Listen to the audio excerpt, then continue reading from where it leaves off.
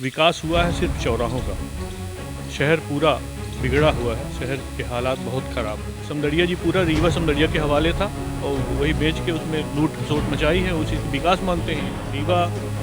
रीवा में शहरीकरण, जो रीवा का आज आप ढांचा देख रहे हैं, इसके मूल में राजेंद्र शर्मा जी का हाथ है। उन्हीं को विजन को लेके और उन्हीं के मार्गदर्शन में हम आगे बढ़ेंगे और इसको व्यवस्थित करेंगे और आगे बढ़ाएंगे। नमस्कार, विंध्या टाइम्स में आपका स्वागत है। नगर निगम के दावेदार, निगम के मुद्दे, चूँकि आगे आने वाले समय में चुनाव हैं, नगर निगम के चुनाव हैं, उन सब चीज़ों को लेकर हम हर दिन आपको एक ऐसी शख्सियत से रूबरू कराते हैं जो निगम के मुद्दों से जुड़े हुए हैं, तमाम शहर में लंबे समय से राजनीति कर रहे हैं। आज हमारे साथ मानवेंद्र सिंह नीरज हैं, कांग्रेस नेता हैं। शहर के मुद्दों को आप कहाँ देखते हैं? जब चुनाव की बात होती है, अब निकाय के चुनाव आने वाले हैं, तो किस तरह से देखते हैं रीवा के मुद्दों को? देखिए अमित जी, शहर में बहुत कुछ काम बाकी है। यहाँ का अव्यवस्थित विकास हुआ है। पिछले 15 वर्षों से भाजपा के निगम में भाजपा के महापौर हैं और बीजेपी की सरकार भी है। विकास हुआ है सिर्फ चौराहों का। शहर पूरा बिगड़ा हुआ है, शहर के हालात बहुत ख़राब हैं। चाहे स्वच्छ पेयजल हो, चाहे रोड हो, चाहे अतिक्रमण हो, हर जगह पूरी तरह से शहर अव्यवस्थित है, जिसको व्यवस्थित करने की आवश्यकता है और बीजेपी उसमें नहीं सफल हो पा रही, नहीं दिख रही हमको। आपको क्या लगता है, 15 साल लगातार भाजपा की सरकार, शहर किसी भी सरकार उनके हाथ में, अव्यवस्थित काम हो रहे थे। कांग्रेस एक मजबूत विपक्ष के रूप में रहा, लेकिन सत्ता में नहीं आ पाया। निगम की भी सरकार नहीं बना पाए, पार्षदों की संख्या घटी, तमाम चीज़ें हुई। इसके पीछे क्या जिम्मेदार मानते हैं? ये धन बल से मजबूत हो गए इस बार। अब ये धन बल से मजबूत हैं, इनके पास बहुत धन है और धन के उपयोग करके ये हर बार अपनी सरकार बना लेते हैं शहर में। और लेकिन इस बार हमको ऐसा लगता है कि ये अब इनकी मंशा सफल नहीं हो पाएगी और हम लोग निश्चित तौर पे इस बार सफल होंगे और अपनी सरकार बनाएंगे शहर में। 15 सालों के जब काम की बात होती है, बीजेपी से जब सवाल किए जाते हैं, तो बीजेपी का साफ तौर पे कहना है कि 15 साल का विकास देख लीजिए और 15 महीने का विकास देख लीजिए।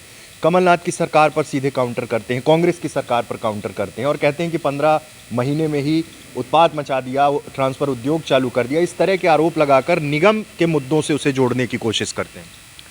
हाँ, ये ज़रूर है कि 15 महीने में समदड़िया को, जब कांग्रेस सरकार थी, समदड़िया को नहीं दिया गया कोई यहाँ प्रॉपर्टी। बाकी 15 साल में समदड़िया को बेच बेच के विकास हुआ है। समदड़िया जी पूरा रीवा समदड़िया के हवाले था और वही बेच के उसमें लूट खसोट मचाई है, उसी का विकास मानते हैं ये। हम उसको विकास नहीं मानते कि हम अपनी ज़मीन बेच के और गाड़ी खरीदें और बंगला खरीदें और खर्चा करें। हमको मेहनत करके और दूसरे विकल्पों की तलाश करके और अपने काम करने चाहिए। इसलिए 15 महीने में काम नहीं दिखा।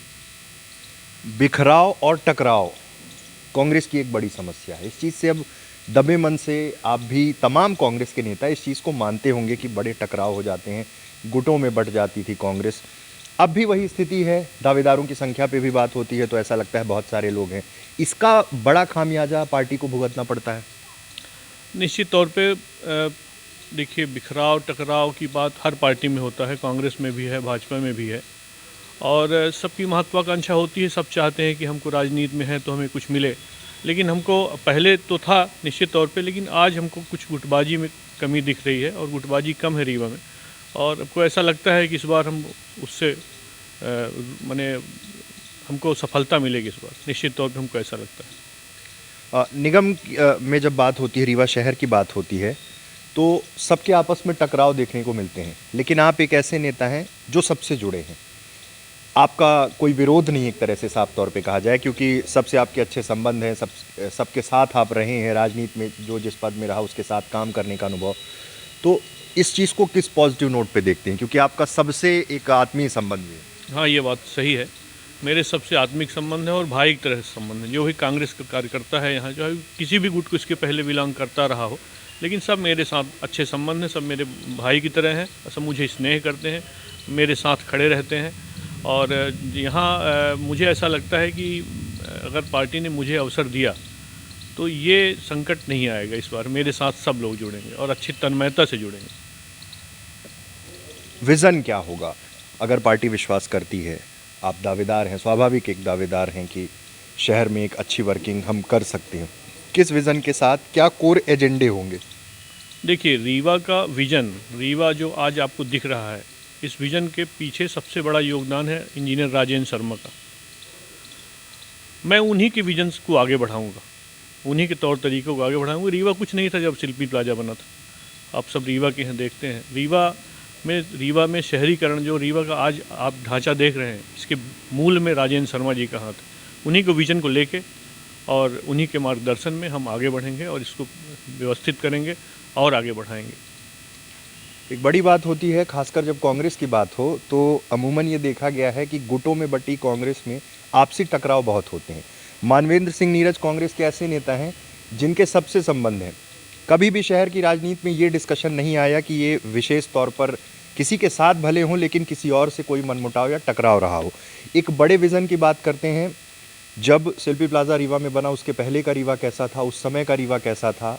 इंजीनियर राजेंद्र शर्मा के विज़न की बात करते हैं और कहते हैं कि उसी कड़ी में आगे बढ़ने की कवायद शुरू की जाएगी। बहुत बहुत धन्यवाद। खबरों में बने रहने के लिए सब्सक्राइब करिए हमारे चैनल विंध्या टाइम्स को और बेल आइकन को दबाइए ताज़ा तरीन खबरों की अपडेट सबसे पहले जानने के लिए।